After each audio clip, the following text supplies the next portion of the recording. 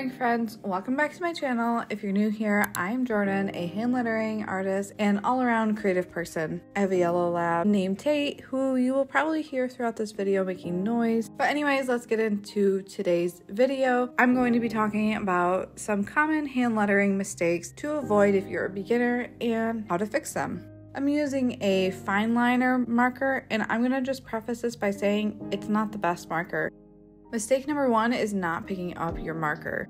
If you're coming off of knowing cursive and expecting hand lettering to be like that, you're gonna have a little bit of a challenge because you should be picking up your marker in between strokes or letters. And I say either or because sometimes after you've been lettering for a while, it just doesn't make sense to break up a letter just because that's how professionally you should be writing. There are some letters that I never separate into the separate strokes because it's just easier for me to do it that way. So what I'm saying is, like, eventually you're gonna learn which letters you like to letter certain ways, but for the most part, you should be picking up in between each stroke, which is about half the letter.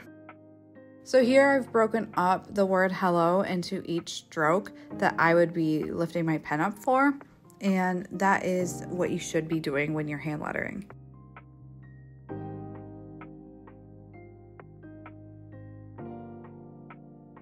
Mistake number two is not doing thick and thin strokes, which can be a result of not picking up your marker. So some of these go hand in hand.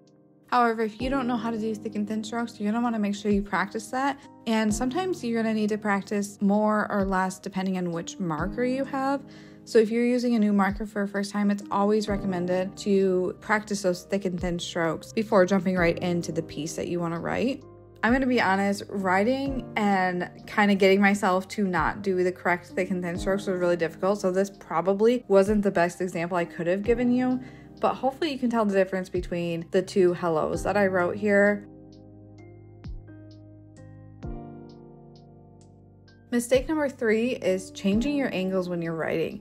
And this usually is only noticeable when it's like very extreme changes in the angles. I will say that like my everyday hand lettering kind of does have some slight variations in angles. It's more so the extremes that make things look wonky. One way to kind of know what angle your letters are going in is to draw lines down them. And you'll see that if the lines are intersecting, like if you draw them long enough, then that means the angles are too extreme.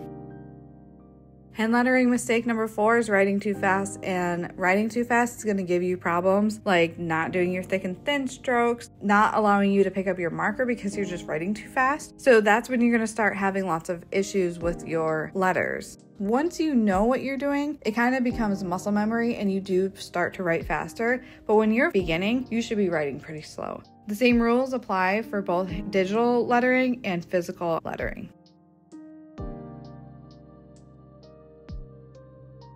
And mistake number five is not practicing. The more you practice, the more routine this is gonna feel and the more natural it's gonna be. I personally recommend doing like a 30-day lettering challenge for yourself the first month you wanna start lettering. Hand lettering is quite literally muscle memory, and your hand can honestly get tired from writing a lot. You have to work that muscle and teach it how to do the letters. So you're only gonna get better with time. One quote I really love is to learn the rules so you can break them like an artist. I think that's really true because I'm not gonna sit here and tell you that I'm the most perfect hand letterer. I follow the rules to a T. I don't like to put too much pressure on myself and make mine be exactly perfect because I think hand lettering should be fun and not this like chore. And it's always going to be unique.